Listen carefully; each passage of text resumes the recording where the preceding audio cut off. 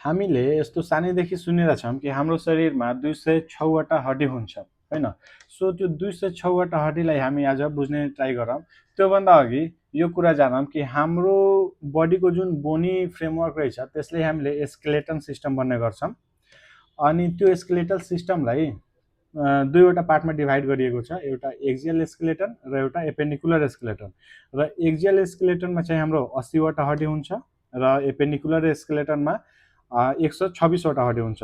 र एक्जियल स्केलेटनले हाम्रो central एक्सिसलाई support गर्छ, प्लसमा हाम्रो जति पनि भाइटल अर्गन्सहरू छ त्यसलाई प्रोटेक्ट गर्ने काम गर्छ। र त्यस्तै एपेन्डिकुलर स्केलेटनले मेनली हाम्रो मुभमेन्टमा हेल्प गर्ने गर्छ। सो हामीले एक्जियल स्केलेटनबाट स्टार्ट गरौँ र एक्जियल स्केलेटनमा के पर्छ त्यो पनि जानिराखौँ।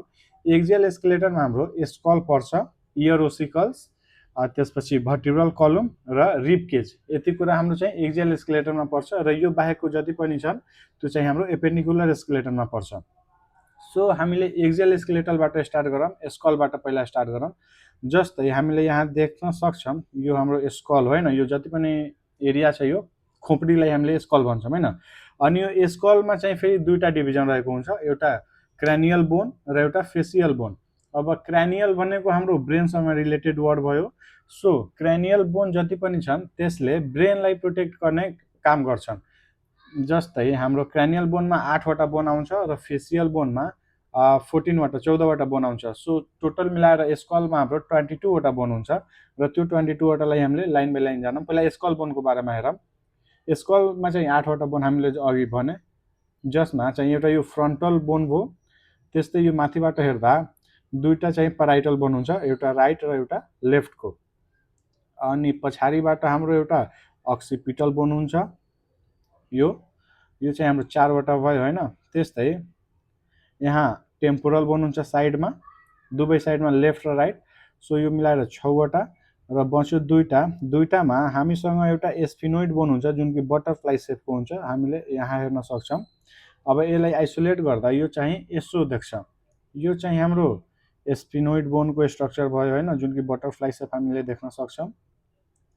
र त्यस्तै एउटा अझै हाम्रो स्ट्रक्चर छ इथमोइड बोन भन्ने, यो चाहिँ यो पातलोवाला। यसलाई पनि हामीले आइसोलेट गर्दा यसो हेर्न सक्छौँ, यसको डायग्राम, यो चाहिँ यसको स्ट्रक्चर रहेछ यसो। अनि यो चाहिँ हामीले क्रानियल बोन चाहिँ कभर गर्यौँ। त्यस्तै अब फेसियल बोन चाहिँ हाम्रो 14 वटा हुन्छ र 14 वटा मध्ये 6 वटा चाहिँ पेयरमा हुन्छ र 2 वटा चाहिँ सिंगल हुन्छ। सो हामीले पेयरवाला पहिला हेरौँ। 6 वटा पेयरमा हाम्रो फर्स्टमा फेसियल बोन यो जाइगोमेटिक बोन भयो, जुन कि राइट र लेफ्ट दुवै साइडमा हुन्छ। पेयर जुन हामीले भनिरहेछौँ जुन कि दुवै साइडमा हुन्छ, लेफ्ट र राइट दुवै साइडमा। सो एउटा जाइगोमेटिक बोन भयो, यो म्याक्जिला भयो, त्यस्तै यो नजल बोन भयो, 3 वटा भयो हैन। अनि अर्कोमा यो हामीले नजल कोङ्का हेर्न सक्छौँ, 4 वटा भयो। र एउटा यो आँखानिर हाम्रो यहाँ यो वाला अर्बाइटल बोन 5 वटा, के अरे अर्बाइटल भन्दैछु, ल्याक्रिमल बोन 5 वटा भयो। र यसो तलबाट हेर्दा यो चाहिँ हाम्रो प्यालेटाइन बोन अथवा हामीले प्यालेट पनि भन्छौँ, यो चाहिँ 6 वटा। सो यो चाहिँ 6 वटा पेयरमा हुन्छ, जुन चाहिँ कि 12 वटा बनायो हैन, लेफ्ट र राइट मिलाएर। र सिंगलवाला जुन छ त्यो एउटा हामीले यहाँ हेर्न सक्छौँ, यो चाहिँ भोमर बोन हैन, यो चाहिँ सिंगै हुन्छ। यसलाई आइसोलेट गर्दा यसो नजल प्लेट बनाउँछ यसले। अनि यो चाहिँ 6 वटा पेयर जान्यौँ, एउटा भोमर बोन र एउटा यो चाहिँ हाम्रो ठुलो म्यान्डिबल रहेछ जुन चाहिँ कि सिंगल बोन हो। सो हामीले फेसियल बोन पनि कभर गर्यौँ, 8 वटा क्रानियल बोन र 14 वटा फेसियल बोन, टोटल 22 वटा हामीले मिलाएर स्कल बोनको पर्सन क्लियर गरौँ। र अब हामीले इयर ओसिकलको अलि हेरौँ। यो यहाँ ओपनिङ हामीले हेर्न सक्छौँ, इयर ओपनिङ। अनि यसमा हामीले यसो जुम गर्दा यहाँ सानो हामीले बोनी स्ट्रक्चर देख्न सक्छौँ। यसमा चाहिँ 3 वटा बोन हुन्छ, यो पनि पेयरमा हुन्छ, लेफ्ट र राइट दुवै साइडमा।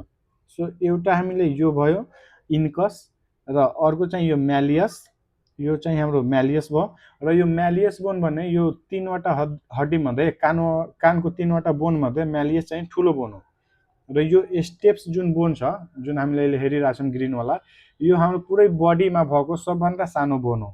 सो कसैले यदि सोध्यो कि हाम्रो शरीरमा सबभन्दा सानो बोन कुन हो र कहाँ पाइन्छ भने हामीले इजिली अब भन्न सक्छौँ कि सबभन्दा सानो बोन हाम्रो शरीरको स्टेप्स हो जुन कि कानभित्र हामीले देख्न सक्छौँ हैन, कानभित्र पाइन्छ।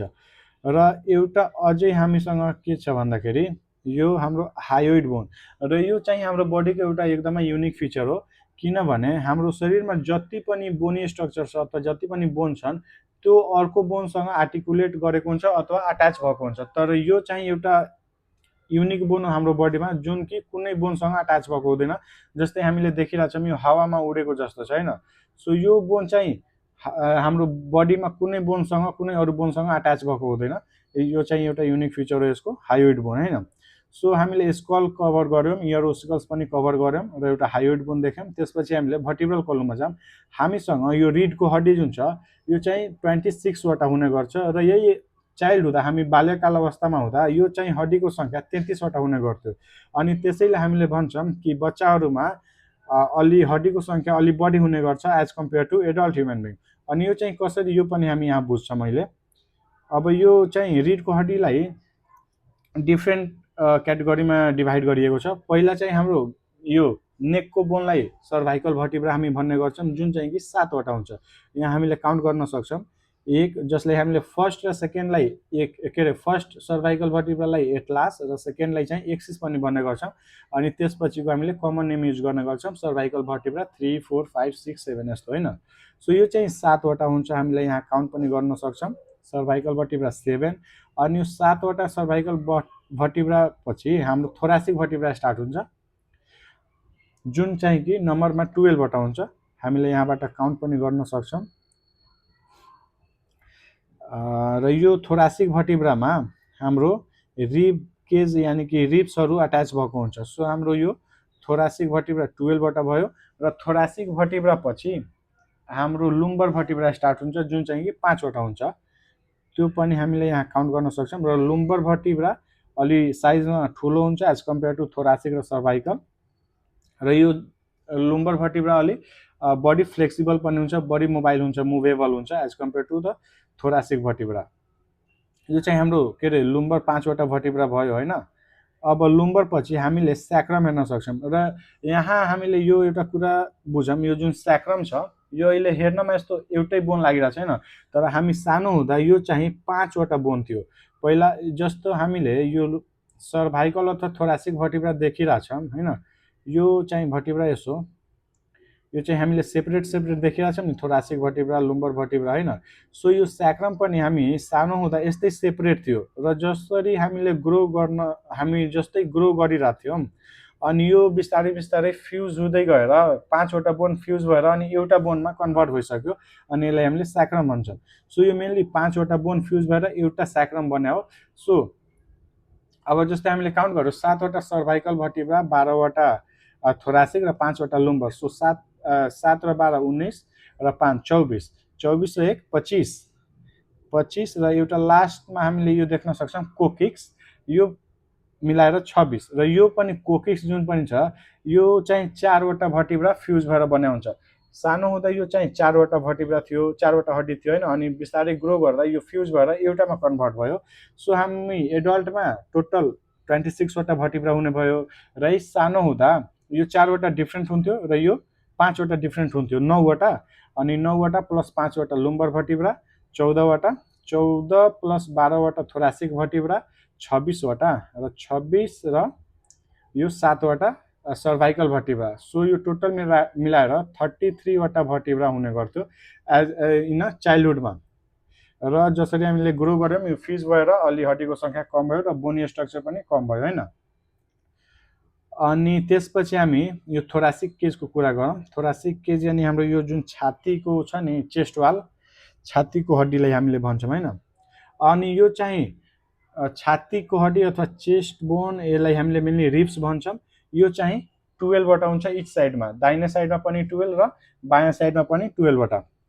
यसलाई हामीले काउन्ट पनि यहाँ गर्न सक्छौँ 1 2 3 4 5, त्यस्तै यहाँ 6 7 8, अझै तल गएपछि 9 10 11 12 हैन।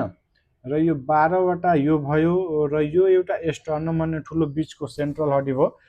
यो चाहिँ स्टर्नममा के हुन्छ, यहाँ यो जुन हामीले यो बोन र यो स्टर्नम बीचमा ग्याप देखिरहेको छ नि, यहाँ चाहिँ कार्टिलेज हुन्छ हैन, र यो कार्टिलेजले यो रिब्सलाई स्टर्नममा एट्याच गर्ने काम गर्छ।